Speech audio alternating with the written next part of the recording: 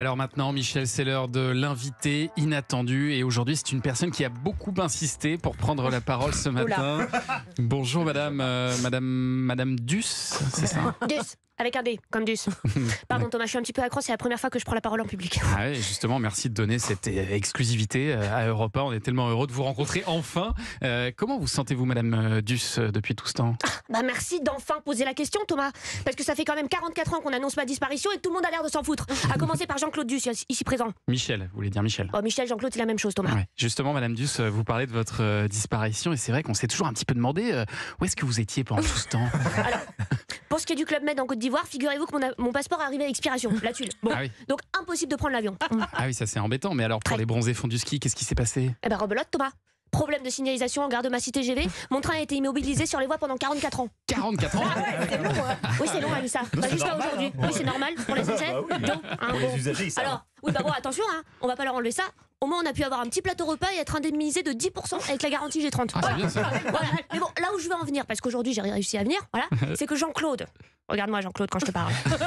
Quand quelqu'un disparaît, Jean-Claude, 44 ans qui plus est, on s'inquiète, on se renseigne, on fait un numéro spécial society, on traite pas les femmes sur la plage en peignoir. On vous sent énervé là, madame Duss. Ah non, Thomas, là j'ai passé le stade de l'énervement, non, là je suis juste déçu, voilà. Déçu d'apprendre comme tout le monde par la télé que mon Jean-Claude il a fini avec Gigi.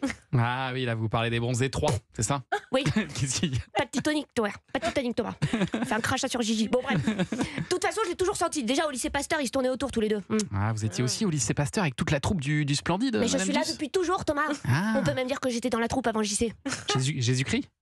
Ah non, Thomas, Jean-Claude. Oh là là.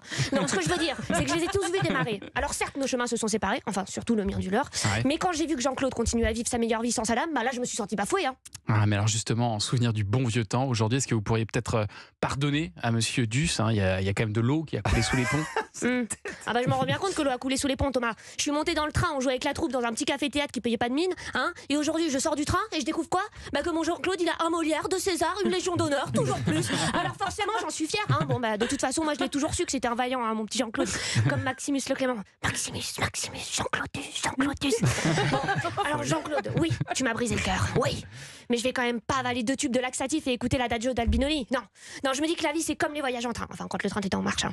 Ça passe trop vite. Alors voilà, Jean-Claude, je te pardonne. Ah, c'est beau ça. Là, on c'est assiste à beau. quelque chose d'historique là ce Ah bah matin. là, je vous le fais pas dire, hein, Thomas.